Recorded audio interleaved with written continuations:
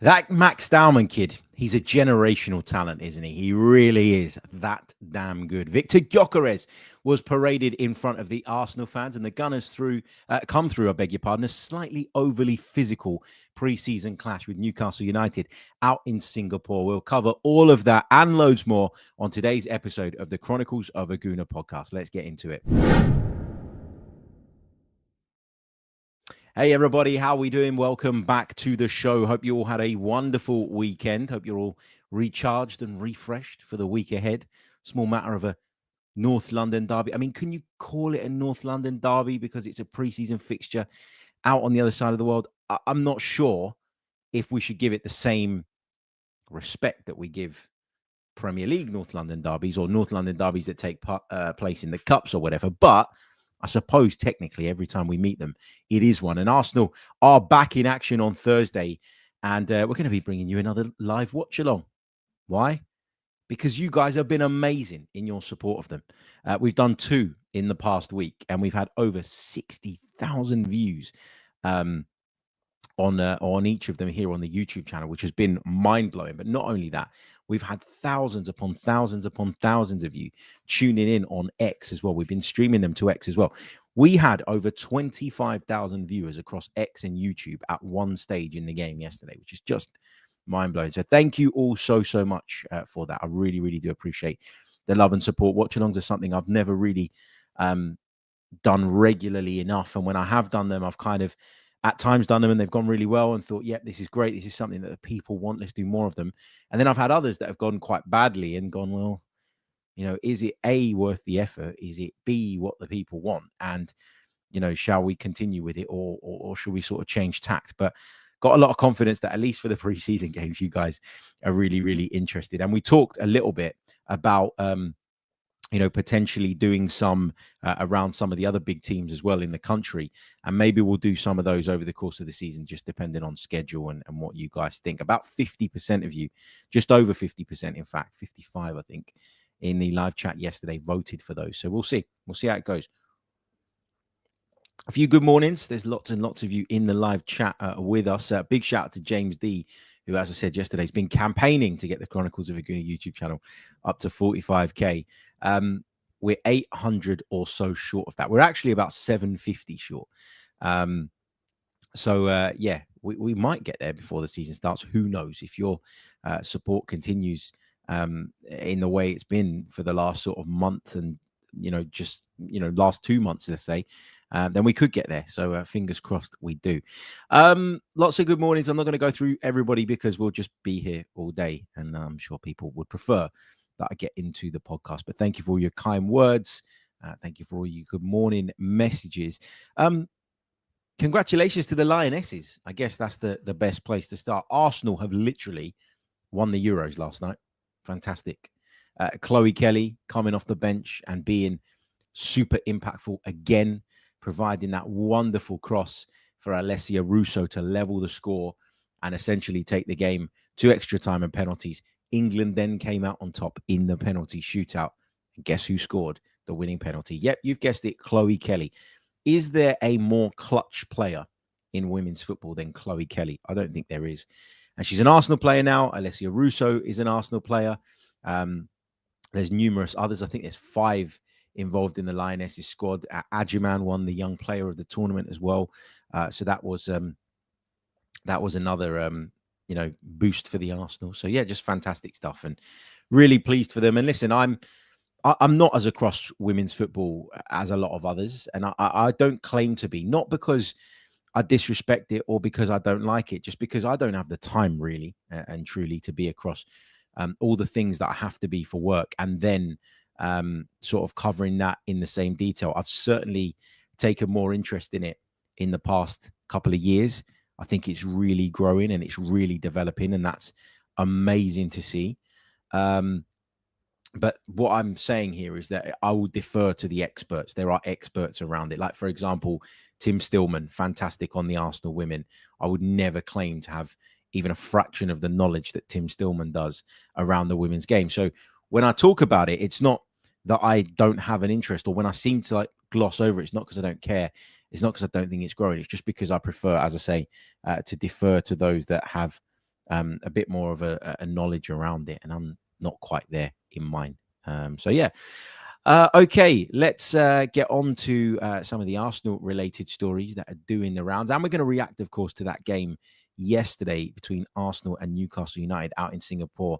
1111 says, Harry on the strong coffee. It's a Cypriot-style coffee. I would tilt it so you can see, but I don't want it to go on my laptop. There you go. Can you see?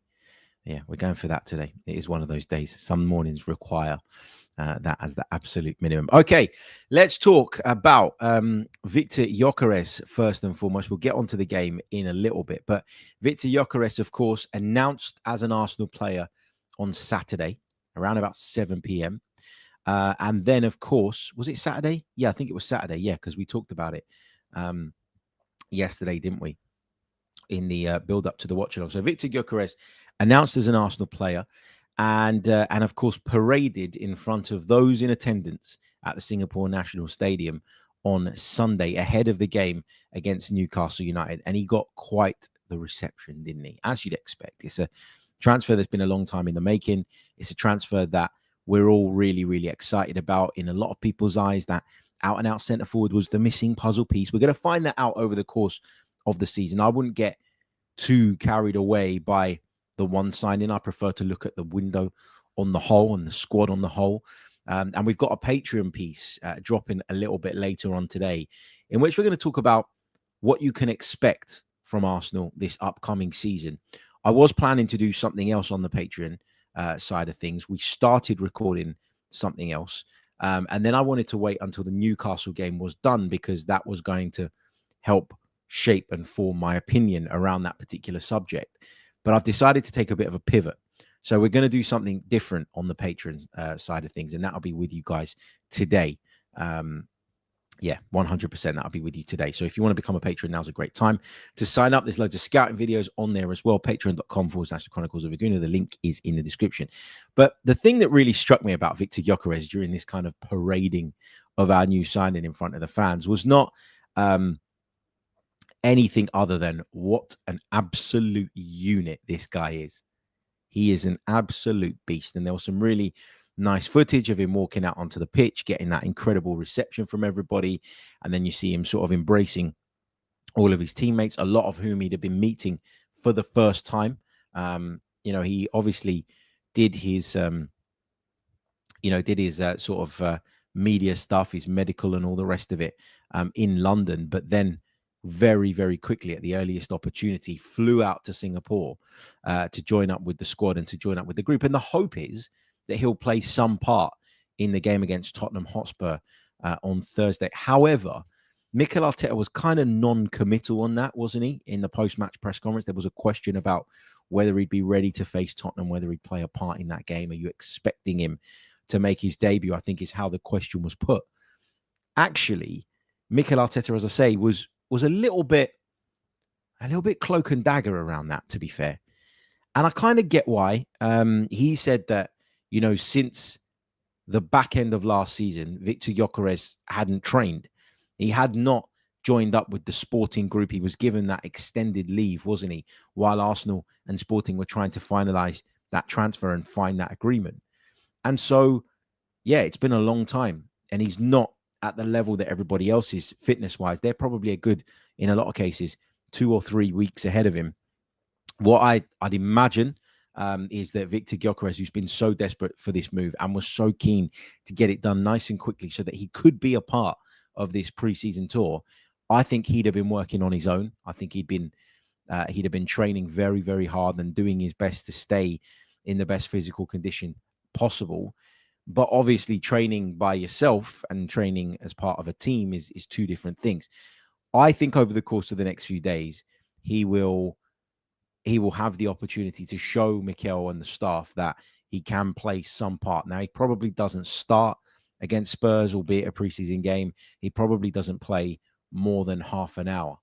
But if I was a betting man, I would be saying I think that Viktor Gyökeres will force his way into contention somehow to make his debut against Spurs on Thursday. So some of you saying in the chat that he took some holiday with a personal trainer, I wouldn't be surprised. I wouldn't be surprised. I think he's been, desperate to make this happen, and I'm sure he'd be doing everything within his power to make sure that when he did eventually join up with the group, he'd be ready to help and ready to support in some way. I do want to point you guys in the direction of a fantastic article over on The Athletic. Again, I mentioned this on the watch along yesterday, but I realize a lot of you won't be going back to watch a watch along or listening to the build up to a watch along for a preseason friendly game. In fact, I would never expect you to do that regardless of the game. But anyway, there's a really good piece on The Athletic by James McNicholas in which he talks about how the Viktor Gyökeres deal materialized, how it all came about. And actually, when you read it, it's quite interesting because there's a lot of insight into what happened with Benjamin Sesko, his representatives.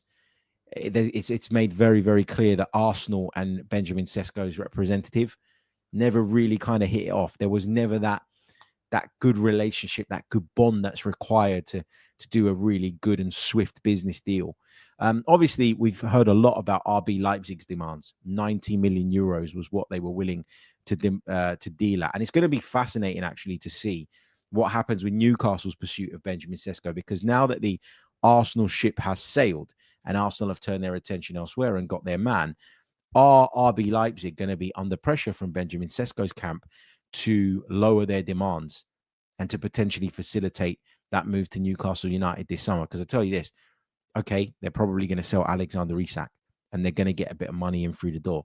But if you're Newcastle United and you've been restricted by the PSR stuff, and, we've heard lots on the radio and on TV over the last few days about how PSR has been crippling to clubs like Newcastle and Aston Villa, and it's making it unfair for them to close the gap on the traditional big boys. I don't entirely agree with that opinion, by the way, but we've heard a lot about that. Are they then going to go out and drop, 90 million euros on Benjamin Sesko? Arsenal viewed Benjamin Sesko, according to this piece, as a project player and as a player that needed to develop. And as a result of that, they didn't feel that it was worth going that far with regards to the price that they were going to pay. So, it all makes sense. It's all kind of in line with what we've been hearing throughout the process. And we're now at a place where we've moved on. We've got Viktor Gyökeres. He's our man. Let's get behind him. Let's support him. And let's try and get the best out of him. But there were sort of suggestions also claiming that this was a group decision. Some of you guys have mentioned that in the chat box as well. Manny says, I think if you listen to Arteta's press conference carefully, because he was asked about this as well, he's very much pointed to Gyökeres being a group decision rather than Arteta really wanting him. Now, it's obvious that Andrea Berta was the driving force behind Arsenal moving for Viktor Gyökeres, because when he came in, that's kind of when the links became serious, isn't it? If you go back to prior to that, it was Sesko. We'd heard about Gyökeres in the summer before, but everybody was put off by that 100 million euro release clause that Sporting had in place. Now, obviously, Sporting apparently negotiated something with Viktor Gyökeres that would allow him to leave for less, and there was some sort of conflict about what that agreement exactly looked like. Sporting's president came out and said he will definitely not leave for 60 million euros plus 10. In the end, he left for 63 plus 10. It wasn't that far off, was it? In terms of what he was saying. So, he definitely dug his heels in. He tried to make it as difficult for any suitor as possible. He tried to make it as difficult for Viktor Gyökeres to leave as possible. But in the end, Arsenal did what they needed to do. They got the player that ultimately I think they needed to get. But it's just interesting, isn't it? Sort of Berta comes in, all of a sudden Gyökeres becomes a real serious option. And then obviously, having probably preferred Benjamin Sesko, Mikel Arteta's had to accept that is not a deal that the club can do for various reasons that we've already touched on and discussed, and has had to maybe be convinced about Viktor Gyökeres, but that's fine, because in the end, it sounds like he has been. And as you say, it's a group decision.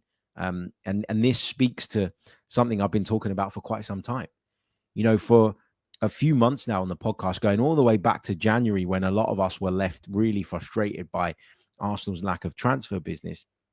I'd repeatedly said, look, you lot keep telling me and keep saying that Mikel Arteta has all the power and he's the only one calling the shots and he's the only one making the decisions. And I kept saying, well, if that was the case, then I'm telling you now, Arsenal would have got a striker in January. Even a short-term striker. You know, Arsenal was still very much in the Champions League, the Premier League title race. Okay, it was going to be difficult from that point and from that position for us to close the gap, but it wasn't impossible. Like Mikel Arteta would have been desperate to get that player in through the door, and we didn't. And now, look, if we've ended up now with the right striker, and that proves itself to be the case over the course of the next 2-3 years, I think very soon we'll probably stop looking back at last January with regret and we'll move on from it. But the reason I keep bringing it up is because it highlights that Mikel didn't have all the power. Also, you look at this signing and it's a group signing. It's one in which, you know, a lot of people have been involved in the decision-making process. Richard Garlick, Tim Lewis, you know, the ownership of the football club as well, who ultimately have to sign the check. There's been a lot, hasn't there, going on in the background, and that's led us to this point where we've landed Gyökeres. But I just wanted to make that point again. It's not all Mikel Arteta. It's not only him who makes these calls and makes these decisions. Right, we're going to take a really short pause. When we come back, we're going to turn our attention fully to that 3-2 victory over Newcastle United out in Singapore. What did you make of it? Get involved in the live chat box. I'd love to hear from you guys as well. You're listening to the Chronicles of a Gooner. Like and subscribe. That's right. You're listening to the Chronicles of a Gooner. Like and subscribe. Lots and lots to get into for the remainder of the show. Let me just reply to this. This is so unprofessional, but I really have to urgently reply to this. There we go. All done. Work calls. Eh? Anyway, yeah, so the game itself then. Let's talk about the game on the whole, and then we'll sort of dive into some of the individual performances, and we'll break it down in a little bit more depth. What did I make of the game? Well, first of all, the thing that struck me was how physical it was. And I kind of like the game being a little bit physical in preseason because it helps condition you for the start of the season. And ultimately, Arsenal have got a really, really difficult start to the season. There's no getting away from that. When I say physical, though, I want it to be fast-paced. I want it to be played at a good tempo. I want there to be an intensity about it. I don't want there to be nasty challenges flying around. I don't want to see kids like Max Dowman being caught in the face by flailing arms. And I say flailing arms, and maybe I'm being too kind in terms of some of the approach to the way that Newcastle wanted to stop him. I don't want to see that kind of stuff, right? It's a preseason friendly. I want to see both sets of players playing at a good tempo, as I say, but not that line being crossed over and over again. And listen, maybe I'm stupid for expecting something different. You know, Newcastle United are a club that we've built up quite the rivalry with of late. That rivalry is present on the pitch, but also off the pitch as well. From what we read and from what we understand at board level, even these are not two clubs that particularly get on or like each other. It's why when we were talking about Alexander Isak for all those months, there was always a thing in the back of my head that said Newcastle just won't deal with us. You know, they would prefer to deal with somebody else. And so, yeah, I didn't like the way that Newcastle were overly physical. I did think that we fell short of the physical level at times in terms of challenges, in terms of the strength in the fight we showed, but also in terms of just the tempo of the game at certain points. But it wasn't a constant theme. It was a kind of on and off, wasn't it? That tempo thing. I felt like at the beginning of the game, obviously, we get caught cold, conceding a really early goal. And for me, you know, that was an example of what happens when you try and press too aggressively, but don't have the fitness yet to really kind of to do it at a high level. So like pressing works if it's done brilliantly and aggressively, but pressing doesn't work if you are only at 70% of the level. And that's, I think, what you saw. You look at the build up to that first goal and you see Arsenal going and pressing in midfield.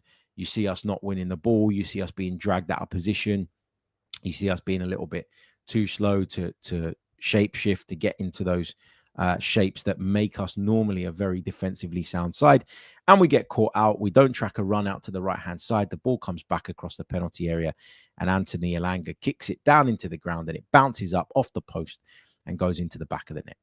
So worst possible start. There's a couple of player performances that I want to get into that, I've read quite a bit about on social media. And I got to be honest, I don't agree with all of the opinions that I'm reading. And that's fine. People are entitled to their opinions. I said already, this is my thing for the new season. I'm not going to dig out others for their opinions. I'm just going to share mine. But I was surprised by some of the appraisals that I read of certain individuals' performances yesterday. So we go a goal down. I really did enjoy our equalizer, though. I thought it was a really brilliant Arsenal goal. It was everything that we want Arsenal to be encapsulated in this really kind of short passage of play. You had Mikel Merino, the left 8, pushing high, winning the ball back for Arsenal. And then the ball is played into the feet of Kai Havertz.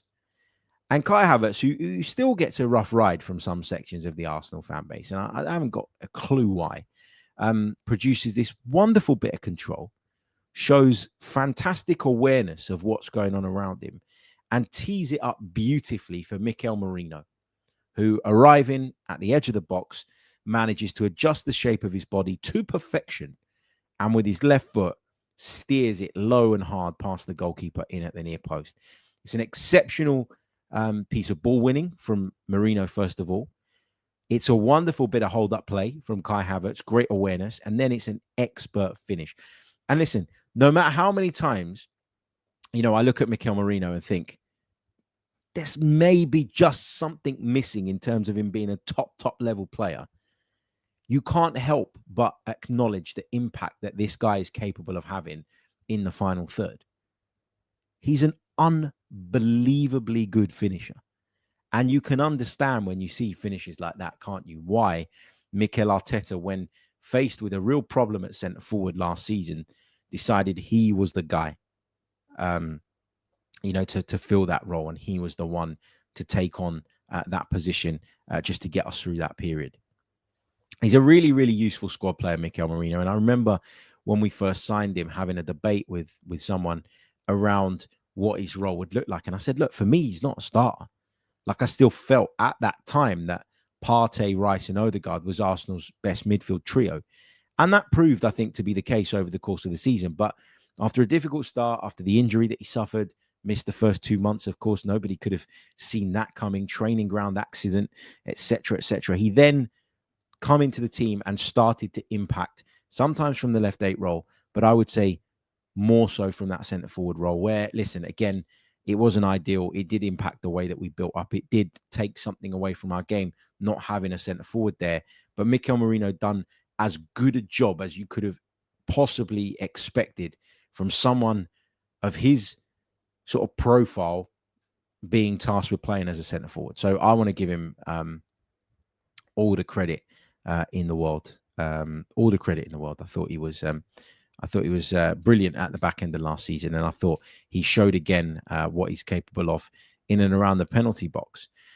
Arsenal then take the lead just like 2-3 minutes later. Again, this time Kai Havertz, the architect, ball played into that left channel. He peels off the centre back and goes around the corner and gets into that position, looks up and delivers a really tantalizing ball into the penalty box that is swept into the goal by Murphy, the Newcastle United left back. Own goal, spectacular own goal, by the way. If you haven't seen it, go and check it out. What a finish. If he'd done that at the other end of the pitch, people very much would be waxing lyrical. Brilliant goal. And Arsenal 2-1 up. Going to halftime, goal to the good. Feeling good about the way that we managed to turn the game around. But I felt at halftime that there were clearly some problems. And I'll get into what I think some of those problems are. I felt like we were going pressing, and as I've said already, didn't have the fitness level to press at the right intensity therefore making it easy for Newcastle to play through that press, get beyond that press, and then cause us problems with to a very, very exposed backline. I felt their movement of the ball in certain phases of play was quite quick and quite sharp at times, and that was dragging us from pillar to post. And again, fitness levels probably being the main problem here. We weren't able to adjust the shape and get it right. I know that people have been waxing lyrical about Martin Zubimendi's performance yesterday, and rightly so, because on the ball, I thought he was brilliant. If you watch the compilations that are going round, you'll see him receiving the ball on the turn, you'll see him progressing it, passes through the lines into dangerous spaces, into the feet of some of our attacking players, nice and early. You see his awareness, you see his understanding of what's going on around him. But what became apparent to me during that first half, especially yesterday, is that for us to get the best version of Martin Zubimendi, Declan Rice needs to play with him. Now, people are going to say, well, of course, Declan Rice is always going to start and Declan Rice is always going to be that left 8 when fit and available. Yeah, fine. But what I'm saying here is that Martin Zubimendi's success at Arsenal, in my opinion, will be largely reliant upon Declan Rice's availability. Because with Declan Rice's athleticism, with Declan Rice's ability to eat up ground and cover big spaces and big yardage, Martin Zubimendi can do what he wants to do, which is go and press a little bit more aggressively than Thomas Partey would. You know, Zubimendi, if you watch him, he would go way wider in pursuit of the ball than Thomas Partey would ever go. And it's not just to the right that he leans as a right-footed player. He goes to the left as well. Zubimendi likes to go and aggressively press and try and hunt the ball down, rather than being that type of 6 that just wants to sit at the base and only kind of comes to life when the ball enters his zone or his area for which he's responsible. So I'm not having a go at Martin Zubimendi. I think he's an excellent player, and I'm certainly not casting judgments on him based on, you know, a couple of preseason friendlies in which he hasn't even played the entire games. No, that's not what I'm doing. But I do think Zubimendi needs Declan Rice's athleticism alongside him to really thrive and be able to bring us all the things that we hope to see when we signed him. And people are going to disagree with that and are going to have a pop at me about that. But this is not a new opinion for me. This has been my opinion for ages. From when we were first linked, I said if he's got Declan Rice next to him and Declan Rice is, there or thereabouts and able to use his athleticism to support Martin Zubimendi and allow Martin Zubimendi to play the game that we want him to play and to dictate play from those deep positions, then we're going to be fine. But we've got to have Declan Rice or someone equally as athletic alongside him, in my opinion, for the Premier League. And all that I'm saying is that what I saw against Newcastle on Sunday, it's only reinforced that opinion in my mind. And it is my opinion, and people would disagree. That's fine. But that's what I think about that. Just looking at some of the comments on this, I know not everybody agrees. T Down Under says, reminds me of Arteta. I love Mikel Arteta, the manager, but I think Martin Zubimendi is a more talented player. Manny says, I thought Zubi was good, but I didn't see anything special from him. No need to overhype where he is right now. No, but we're talking about a preseason friendly, right? So when you praise someone, it's not overhype.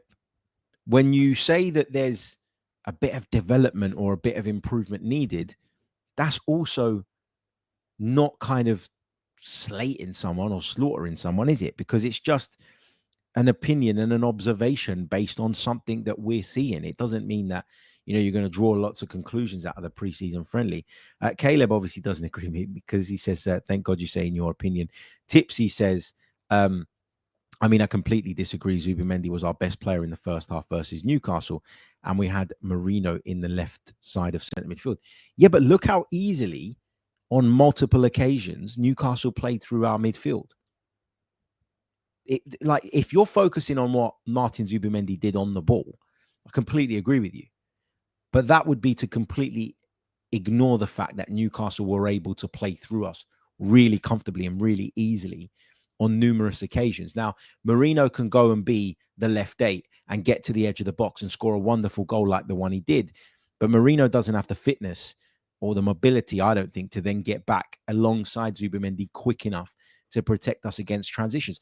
Again, not tearing either player a new one, just simply saying that for us to get the best out of Martin Zubimendi, Declan Rice has a huge role to play in that. And without Declan Rice in this league, Zubimendi, if he continues to press the way that he's been pressing, will be exposed at times. Now, as a manager, as Mikel Arteta, you might look at that and think, that's fine. It's risk versus reward.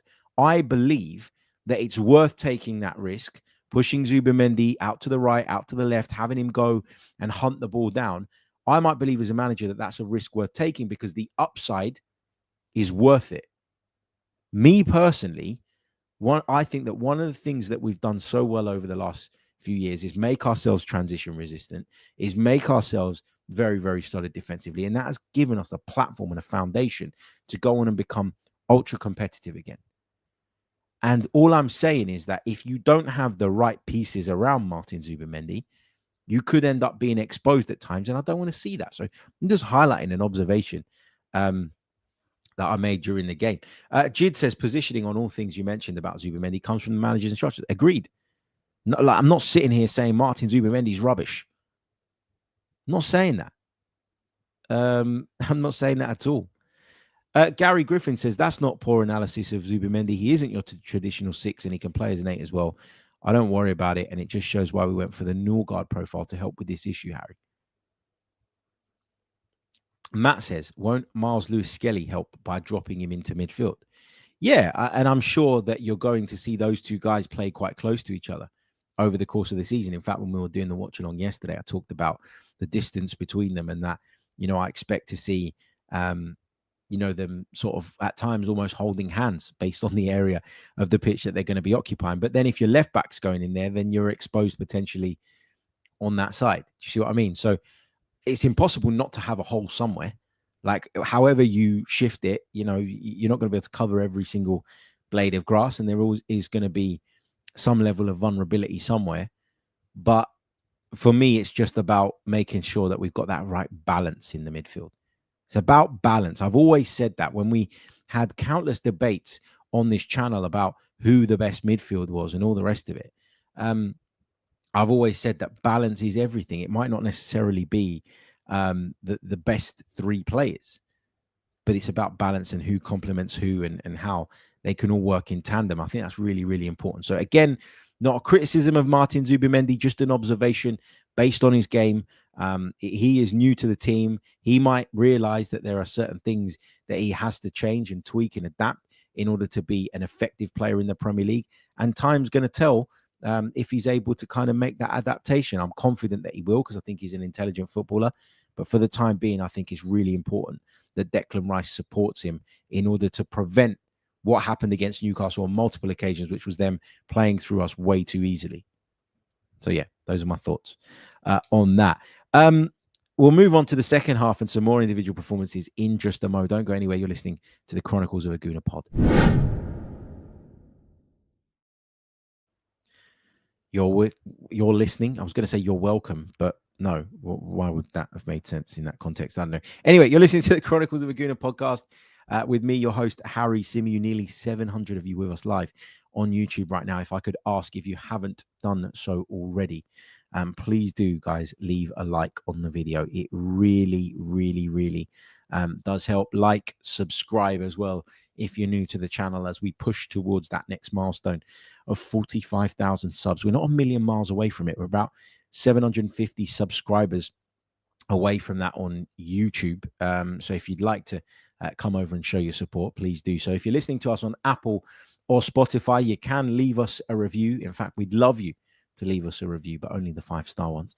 And of course, you can check us out on Patreon as well. Patreon.com/the Chronicles of a Gooner. The link is in the description below, and there are links to all our scouting videos.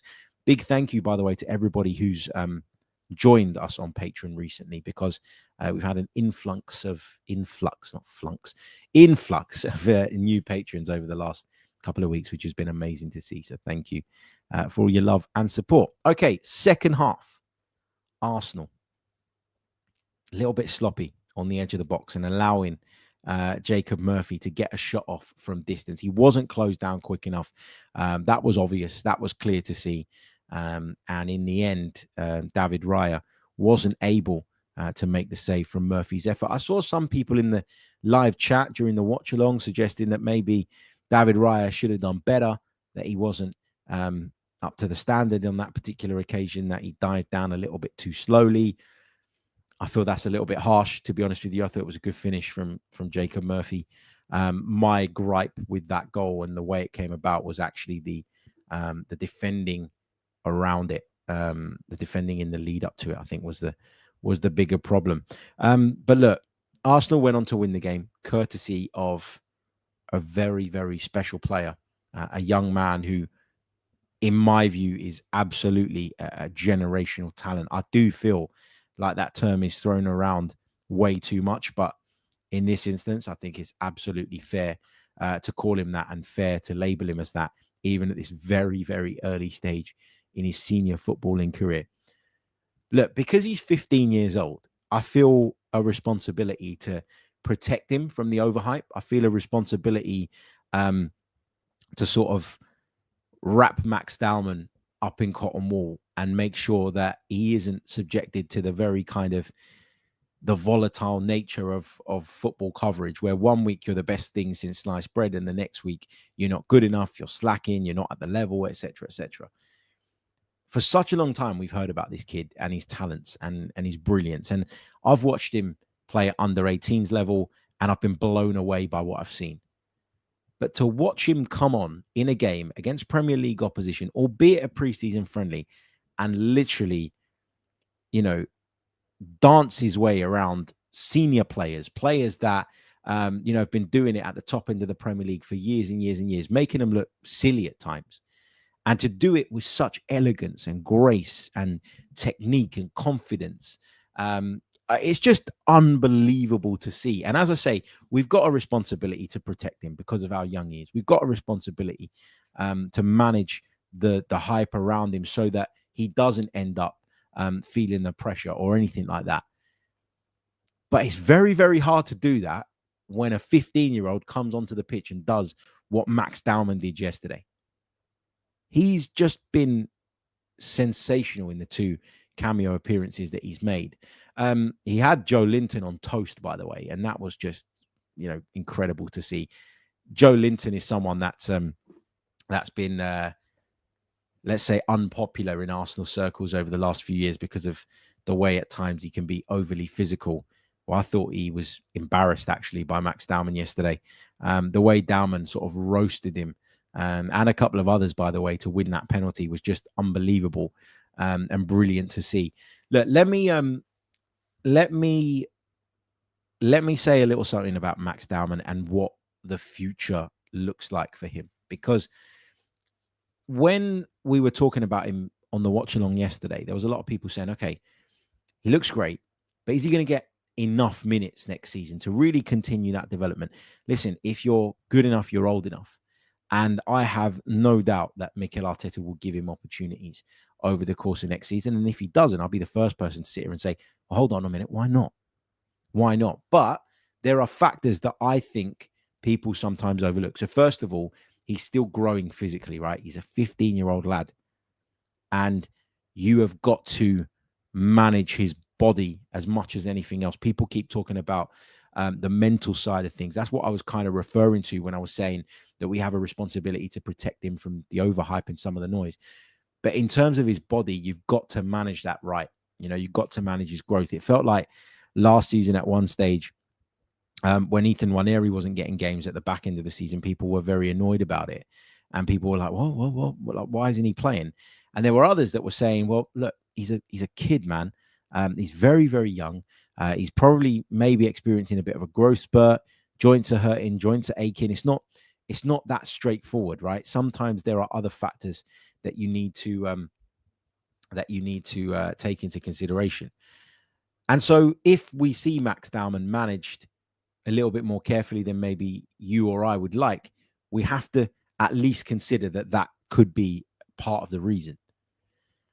But when you're that damn good, like when you're that talented, like there will always be a temptation to throw you into the mix. There will always be a temptation to give you that opportunity, because what I love about Max Dowman is that he just does not give a shit who he's playing against. In that, if you're senior, if you're an established Premier League player, he don't care. And it's not a disrespect in the sense of, he doesn't rate you or he thinks he's made it.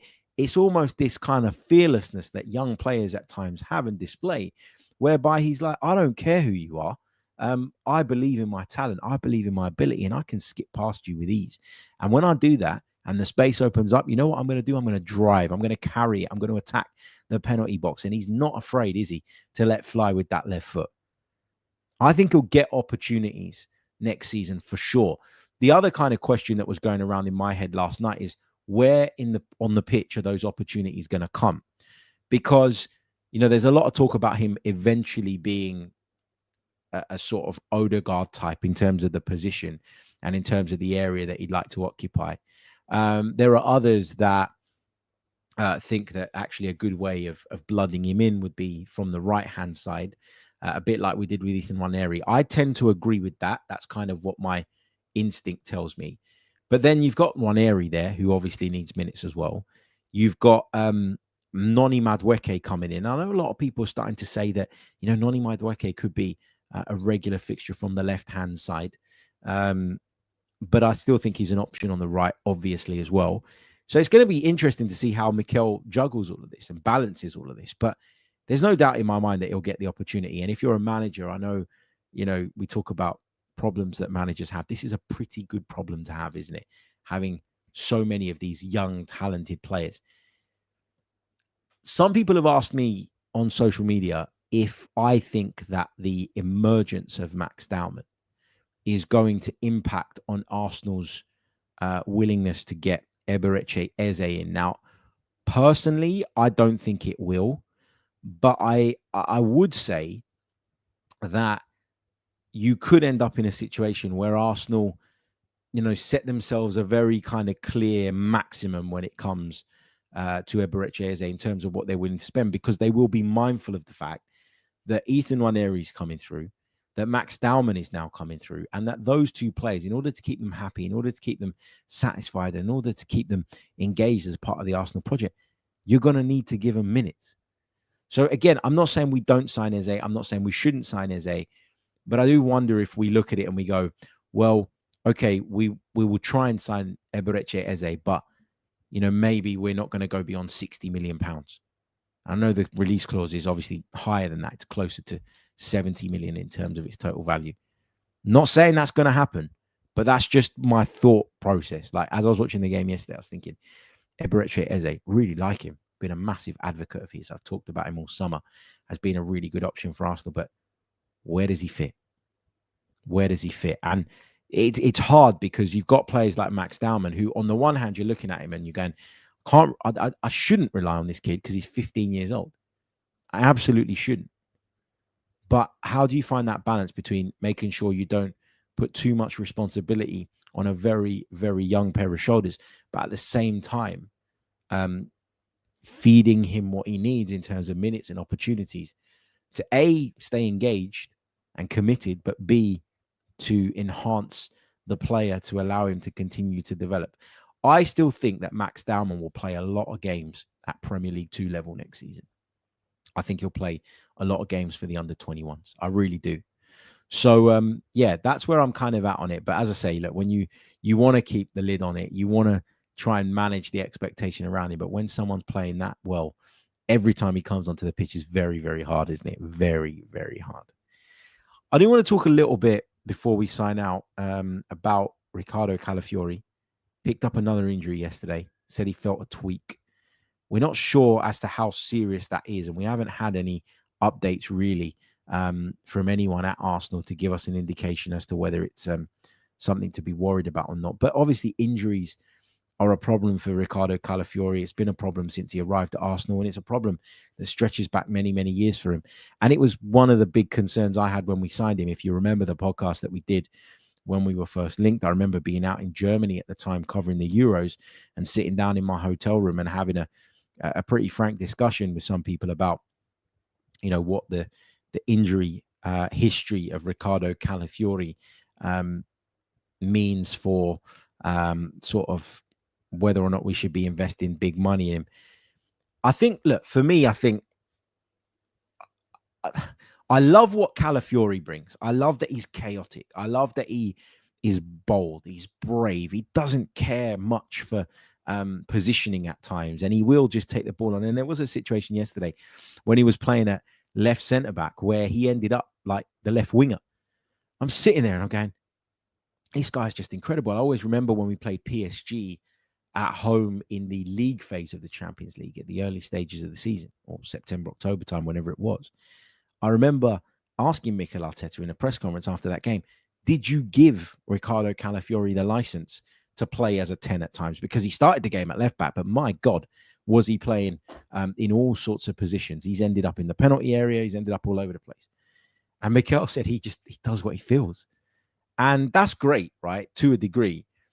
But I think in Arsenal's system of all systems, that is okay when you're playing with Gabriel, Saliba, and Timber or White as the right back, because they kind of morph into a back three that allows the left back to then go on and get involved in the play.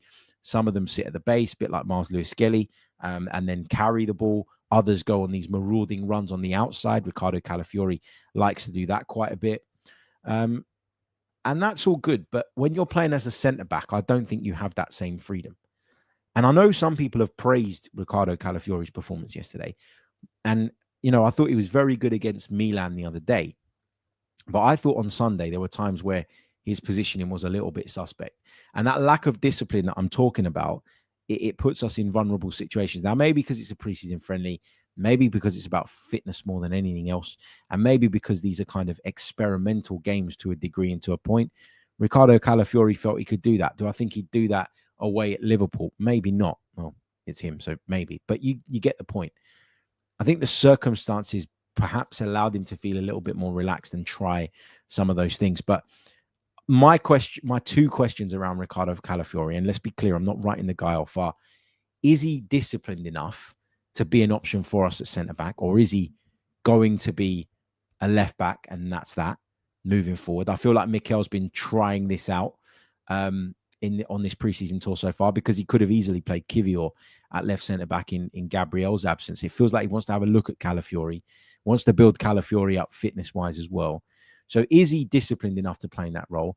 And B, is he going to be able to stay fit enough to have a real impact on this squad? Because that's obviously something of concern. It's not the first time he's gone down with an injury. He feels like an injury-prone player. When you look at his history, we talked about that prior to his arrival, that since he's come to Arsenal, we've literally seen nothing but injury problems. And that's frustrating. We've seen glimpses of what he's capable of, what he can do as a player, but just injuries are a big, big issue, aren't they? Those are kind of my main thoughts and takeaways from the game, of course, yesterday against Newcastle out in Singapore. What we'll do is we'll take a really, really short pause, and then we'll take some of your questions to wrap up today's show. So get them in the live chat box, and I'll take as many of those as I can in the remaining time. In terms of likes on the boards, there's nearly 700 of you with us, but we've only got 200 likes on the board. Can we at least get close to the 500 mark? It doesn't cost a thing, should be really easy, light work for you guys, and it really does help the channel and the podcast. If you're listening on Apple, leave us a review. If you're listening on Spotify, do the same. And if you want to check us out on Patreon, you can do so via the link in the description. Right, short pause. When we come back, we'll take a few of your questions. Okay, let's have a look through what you guys are saying. We did talk the other day, didn't we, about the potential of Gabriel Jesus moving on and going to Brazil in order to kind of try and get his career back on track after some horrible injuries at Arsenal. 1111 says, no talks ongoing between Flamengo and Arsenal for Gabriel Jesus at this stage, despite reports. And then he says, how much did Flamengo earn at the Club World Cup? I've got no idea how much they earn, but where did you get that report from, just so I can reference it and have a quick glance at it myself before we kind of have the conversation around Gabriel Jesus, because I'm not. Fabrizio Romano apparently. Let's have a look. Did he tweet this? Was it one of his 300 tweets on a subject? Yeah, no talks ongoing about an hour ago. Okay, interesting. Gabi Jesus, if he does go back to Brazil, would prefer to go to Palmeiras, from what I hear. It's his club. It's the club of his heart. But look, I said yesterday, or was it yesterday or Saturday, I think, when these links first emerged, that I'd be very, very impressed if Arsenal were to do some sort of deal for Gabriel Jesus. I was very much, I don't want to say resigned to the fact, because it sounds like it's a bad thing, but yeah, I was resigned to the fact that actually we wouldn't be able to do anything involving him this summer because he's still recovering from that injury. And actually, there was a part of me that felt like he could potentially help us in the running. You know, if he does make it back by the end of the year and he's available to us from sort of January onwards as a kind of bench impact player, then, you know, he could play a role in any potential success that Arsenal have. So I'm not desperate to get rid of him. I've talked about my feelings around the player in the past. I really like him. I think he brings a lot. And I'm really gutted, actually, that he's had to deal with the injuries that he has since arriving at Arsenal. So it's kind of neither here nor there for me. I did hope, though, that if he wanted to go and if, you know, we were trying to bring someone else in, which I think we are, then maybe, you know, taking some of his wages, even if not all of it, because it was reported that Flamengo would take on 50% of it, would be quite impactful in our ability to go and get one of those bigger deals done again.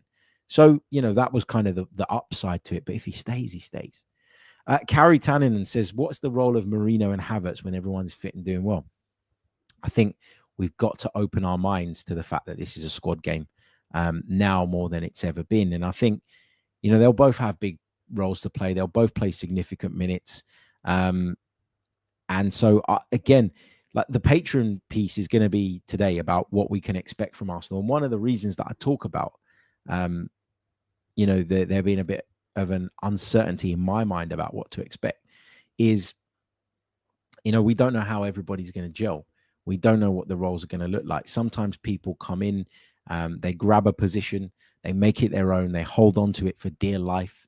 Sometimes they're brought in because of circumstance, because of the situation around them. Look at Mars Lewis Skelly, and then he's made that role his own. And you would argue right now that he's Arsenal's first choice left back. So, you know, things happen along the way in a season. And I don't want to say, you know, Havertz is only going to play X amount of minutes, or Marino is only going to play X amount of minutes. There's plenty of games to play, and there's plenty of opportunities for those guys to have an impact and to play a role. So yeah.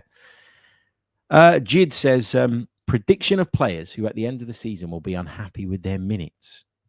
It's very difficult to say. Prediction on, I can give you a couple that I think will be unhappy. I'd suspect that Jakub Kiwior will probably be unhappy with the amount of minutes that he'll have.